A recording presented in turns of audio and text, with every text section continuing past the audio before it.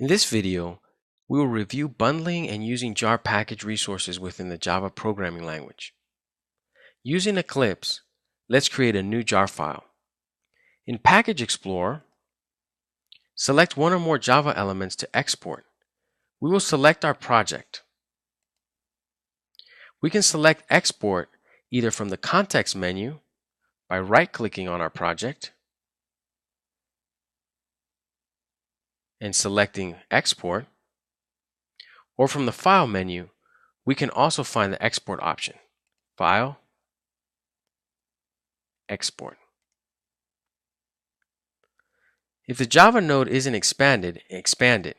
Expanding the Java node, select Jar File. Click Next.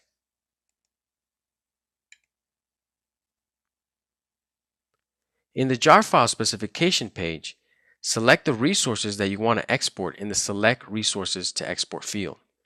Our project's already selected. Let's deselect these specific Eclipse files. Select the appropriate checkbox to specify whether you want to export generated class files and resources, or export Java source files and resources. Note, selected resources are exported in both cases. We will leave this default option selected. In the Select the Export Destination field, either type or click Browse to select the location for the jar file. We will place the jar file in our project with the name of vtcjar.jar. Select or clear the Compress field, which compresses the contents of the jar file. We will leave it selected. You can select or clear the Overwrite existing files without warning checkbox. If you clear this checkbox, then you will be prompted to confirm the replacement of each file that will be overwritten. Let's click Next. Jar packaging options will allow you to choose what you want to export. We will leave it as such for this example. Click Next. Let's talk about the manifest file for the Java archive format, or jar. The manifest file is a special file that can contain information about the files packaged in a jar file. By tailoring this meta information that the manifest contains, you enable the jar file to serve a variety of purposes.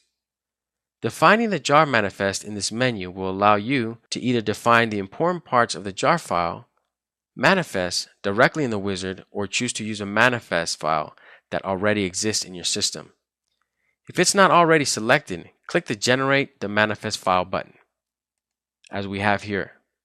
You can now choose to save the manifest in the workbench. This will save the manifest for later use. Let's click Save the Manifest in the workspace. Then click Browse Next to the Manifest File field to specify a path and file name for the manifest. As we can see here, we are already given it the path of our project and the name manifest. You can choose to seal the jar and optionally exclude some packages from being sealed, or specify a list with sealed packages. By default, nothing is sealed. To seal the jar means that all classes defined in that package must be archived in the same jar file. You might want to seal a package, for example, to ensure version consistency among the classes in your software. Let's leave it as it is. Click the Browse button next to the Main Class field to specify the entry point for your applications. Browse, Demo.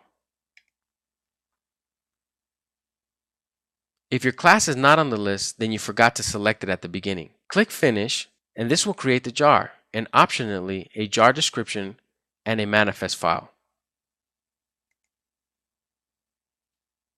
Now we can see our jar file and our manifest file. Now let's run our jar file. Right-click on the jar file, and in the menu select Run As, select Run Configurations. Let's add a new configuration to Java application. New Launch Configuration button. It already has our project selected. In the main class, we will add our demo class.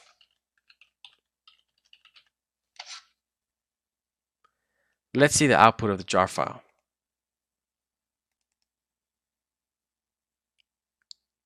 We can see that it was successful. This concludes our discussion of bundling and using jar package resources in Java.